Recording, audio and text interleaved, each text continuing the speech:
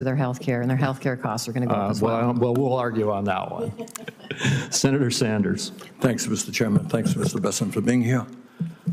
Help me out here. My understanding is the Trump administration has, I think, 13 billionaires in office right now, leading government agencies. Is that about right, do you think? I have no idea, Senator.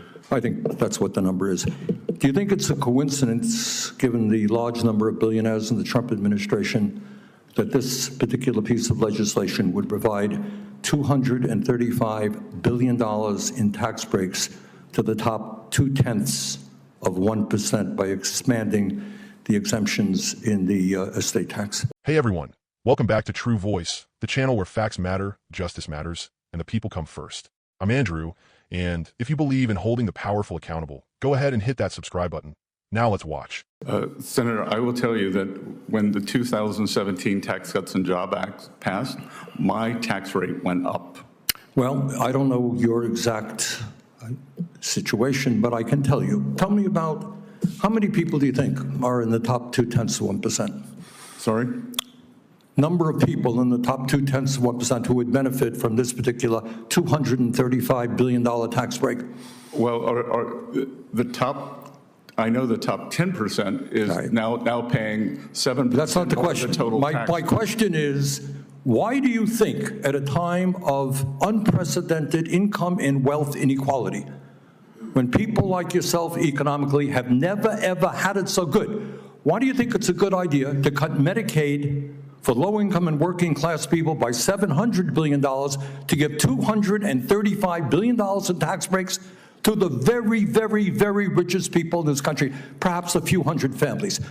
Please justify that and tell me about that. Well, Senator, I don't know, but the Democrats had the trifecta, and there was no tax increase or wealth tax on billionaires. You choose. I'm not talking about a tax. You chose not to do that. Mr. Besson, I am not talking about a wealth tax.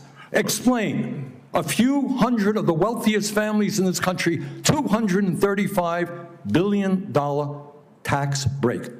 Explain to the American people why you think that's a great idea. I think that this will increase small businesses substantially. That most small businesses, they are... Has zero to do, come on, you're smarter than that.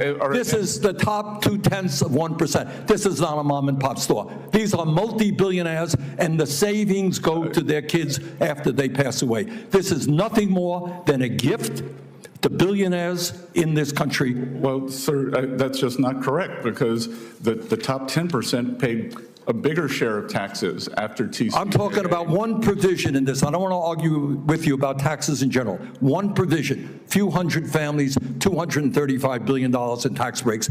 You can't justify that because morally it is totally unjustifiable. Let me ask you another question.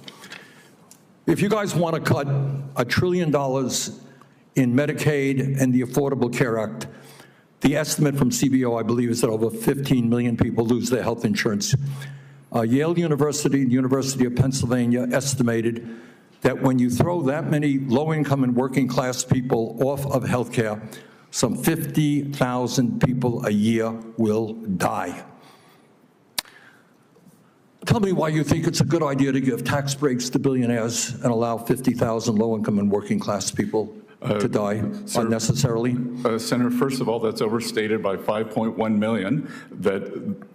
That is not attributed to this bill. It is simply... It's a combination. That's true. No. You all had a scheduled expiration of Obamacare subsidies, and you did not extend that when you were in charge. 5.1 million. 1.4 million illegal aliens on Medicaid. All right, and there are work requirements. And our goal is to get more money to children and mothers.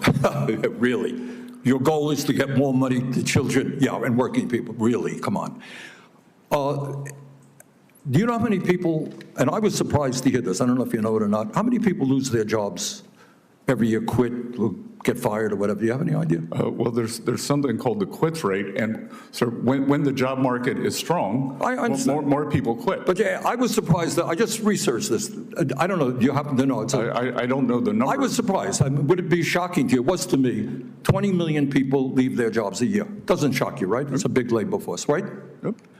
So somebody leaves the job, maybe they move, maybe something happens in their lives, right? We have a lot of transition in the labor market, correct? Maybe they get a better job. Right, exactly, maybe they do. Or maybe they have to stay home, their wife gets sick, whatever, we don't know. But 20 million people lose their jobs in a given year, leave their jobs in a given year. Are those people lazy? What happens when I leave my job and maybe I have to move to another state to take care of my ill mother, and I desperately need Medicaid? Am I too lazy now to be able to get Medicaid? I think that's a mischaracterization of the work requirement. Really? Well, I'm not quite so sure it is. Why do you think it's a good idea to cut Medicaid by $700 billion to give $235 billion in tax breaks to a few hundred of the richest families in this country? That's Senator Bernie Sanders calling it out exactly how it is. This isn't complicated. At a time when working families are struggling to afford insulin, childcare, and rent, Republicans are pushing estate tax breaks for billionaires. We're talking about money that goes to heirs of people with fortunes beyond imagination. And yet they want to cut health care for the most vulnerable? This is exactly why we need fighters like Bernie in the Senate. Come on, let's not play word games. This provision impacts the top 0.2%, not your local hardware store. These aren't mom-and-pop shops scraping by. These are billionaires securing generational wealth. If Republicans really cared about small businesses, they'd fight for affordable health care, access to credit, and fair wages, not massive tax loopholes. That number hit me hard. 50,000 people could die every year because they lose access to health care. That's not policy. That's cruelty. And when you hear Bess and Dodge that fact, you realize they know. They just don't care. This isn't about budgets. It's about values. And Bernie makes another excellent point. People leave jobs all the time. Life happens. You shouldn't lose your health care just because your mom got sick or you had to move. That's why universal coverage is a human right, not a job perk. Look, being a patriot means standing up for the everyday American. It means fighting for a government that puts people before profits, workers before billionaires, and healthcare before handouts to the ultra-rich. We need to say it plainly. This kind of policy is un-American. It undermines everything we claim to believe in as a democracy. If you agree, share this video, leave a comment below, and don't forget to subscribe to True Voice. We're not just talking, we're building a movement. I'm Andrew, and I'll see you in the next one.